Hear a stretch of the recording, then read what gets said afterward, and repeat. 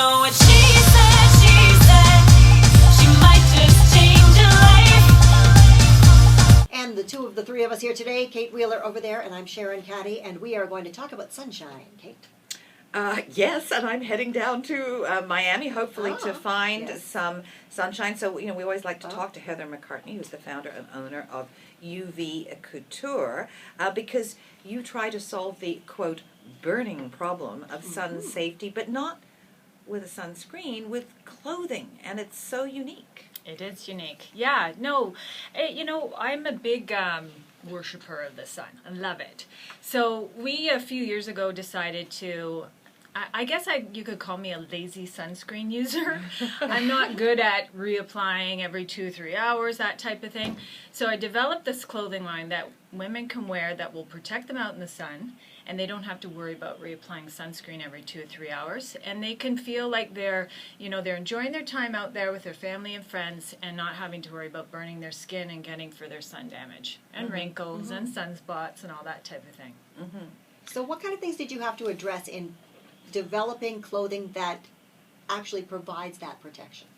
So we had to obviously find the right fabric, which took 2-3 years to find that, and then from there we just really listened to what women were looking for in terms of designs and styles and whatnot, and we kind of just started with one small product, and over time those products have grown and are continuing to grow. So it's doing really well, and we're really excited about what we've got. And there's more to come for sure.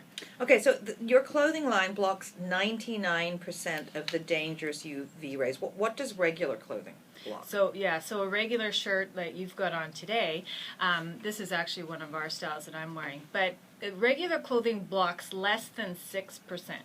So the radiation from the sun comes to the earth in forms of UVA and UVB.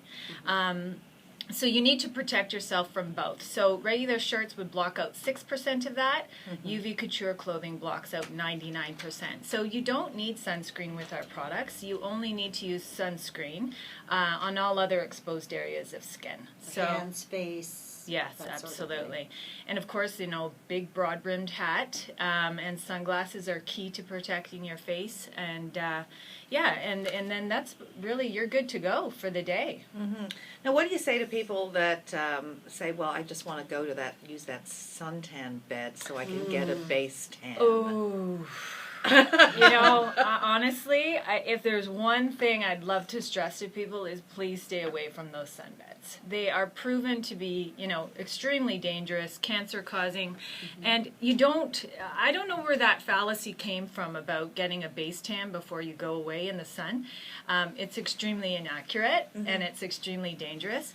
All that's really doing is you're getting sun damage to allow yourself to get further sun damage when you're away on your holiday. So there really is no such thing as a safe tan. Because any change in the color of your skin means you've done damage. It's a reaction. It's sun damage, and it's damage at a cellular level as well. So, our outer body and the way we see ourselves with a tan, we often feel a little healthier, and we feel fit, and we feel good when we have a tan. But unfortunately, the insides of our bodies don't feel the same way. So, there's lots of things we can use now to enable us to have that tanned appearance, and that would be, some great sunscreen or tanning creams that are on the market that I like to use, and it still gives you that healthy look that you like to have. Well, we should mention as well, in addition to the obvious health reasons, because sun damage is very bad for us in a health sense. In an aging sense, we also want to be paying particular attention to using sunscreen. Absolutely. And it's funny, there were studies done on educating people about sun exposure and skin cancer and whatnot, and the only thing that was really changing their mind about what they did out in the sun was vanity. And it was about the, getting the sun, the wrinkles and the sunspots and the aging, leathery looking skin was what changed people's minds, the Bridget right? Bardot-ification, I Right. guess. Yeah. I mean, Yeah. look at what happened to her face and her skin. Exactly. I mean, still a beautiful woman, but boy, if she hadn't been... I don't know about you, Sharon. I used to lie in the back Oh, garden didn't with we all? olive Baby oil, oil. baby oil, Absolutely. and a reflective foil screen Yeah. board. Like, I was one of those girls too. I do love the warmth and feel of the sun to this day, and it's one of the big reasons why I started designing this clothing is because I'm not telling people not to be out in the sun and enjoying it. I want them to be out in the Be sun smart and with it. enjoying, and just take those precautions that you need to stay healthy. so what kind of? I mean, I can see people out there. I can feel them imagining Victorian sort of style bathing suits, all covered up. But your clothing is nothing like that. It's very not. flowing and drapey. It's flowy, it's drapey, it's easy to pack, it's easy to wash, Ah. it dries very quickly, and you feel sexy wearing it. You don't feel like you've got something on that's not flattering. You feel great wearing it, and you'll get a ton of compliments in it, and you know that if you're going to cover up anyway, get something that's going to provide that protection for you, and you can take it from the beach. You can wear our products out for lunch. A lot of women work out in our clothing line too, so we don't want it just to be as a purpose for the beach and to protect women from the sun. It's really a multi-purpose product that they can use for many different types of activities during the day. So what is the difference between UVA and UVB and what damage it does to us? So the easiest way to remember that is the UVA refers to aging. So that's the radiation that causes the wrinkles and the sun damage and the sunspots. UVB is really referred to as for the burning. So when we get burned, that's from the UVB ray. And so when you're looking for protection, you need to make sure you've got both covered.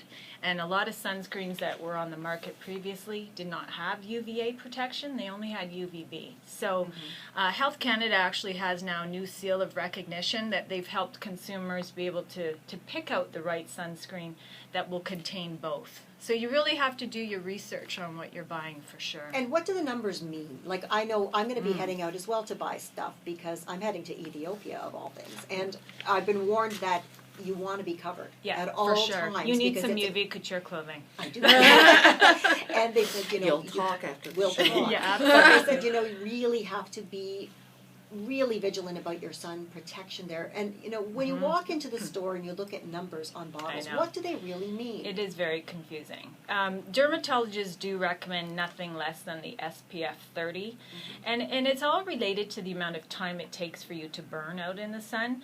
And there's statistics and numbers, and it is a little confusing. But I think between SPF 30 to 50, you don't need to go any higher than 50, and you're going to get a longer duration that you can be out in the sun. But they do recommend you reapply it every 2 to 3 hours, and you need a shot glass full Yeah, of people sunscreen. don't use enough. We're not using Or enough. on my size body, you might need a shot and a half. You're funny. Come on. No, you do, and we're not using enough, and that's clear. And we think that if we just put it on in the morning, we're good to go all day, and it's not. And that's why skin cancer is on the rise dramatically in Canada and throughout the world, because we're just not using it properly. So take all of that out of the equation. You've got some beautiful UV Couture coverage that you don't have to so much be worried about how often you've got that sunscreen being reapplied. So tell us some of the outfits Yeah, you the make. pieces you have. Yeah, so we've got some great little cover-ups that look great over a bikini, like it's an open shrug. We've got some great leggings that are perfect. You can even wear them in the water. So if you're a paddleboarder and you're Nice. out, or a sailor and you want to be out and covered all day, we've got some great pants and leggings to go with that. And just some really interesting tops and flattering designs and styles that women are really loving. And we are always open to more opinions of what women are looking for in our product line. So if anyone wants to send us in some ideas, we're more than happy to hear their suggestions for sure. Now you are giving away to one of our lucky listeners an infinity floral scarf along with a UV Couture swim bag. Tell us about the scarf. Yeah, the scarf has been a great seller for us, actually. It's an infinity scarf, so we're all familiar with those. We buy them in the wintertime and whatnot. It's a circle. It's a circle, and you can wrap it so many different ways, and we show on our website some different ways to wear it. But it's great for covering the chest area, and you can wear it, drape it over your head. Sometimes women, particularly if they get their hair colored, you you're not supposed to be in the sun. It changes your hair color. So it's great for covering the head and the chest and the neck and the shoulder areas. I know when I'm traveling, a good scarf is the most utilized piece because you can use it so many different ways. And Yeah. you make such beautiful things. I understand we also have a Twitter party coming up. We do, yes. Our first ever Twitter party that we're very excited you've got about. a good host on hand. We do. We're excited to have Kathy Buckworth hosting the show, the Twitter party, a Twitter event. So really, it's just going to be an open concept, questions, and very informal and light, and trying to provide people with some information and tips that they're asking us about, and some great giveaways too. So it's Thursday, March 3rd from 8:30 p.m. to 9:30 p.m. Eastern Time. And the hashtag, Sharon, smart meets sexy. Woohoo! Wow. Sounds like my kind of party.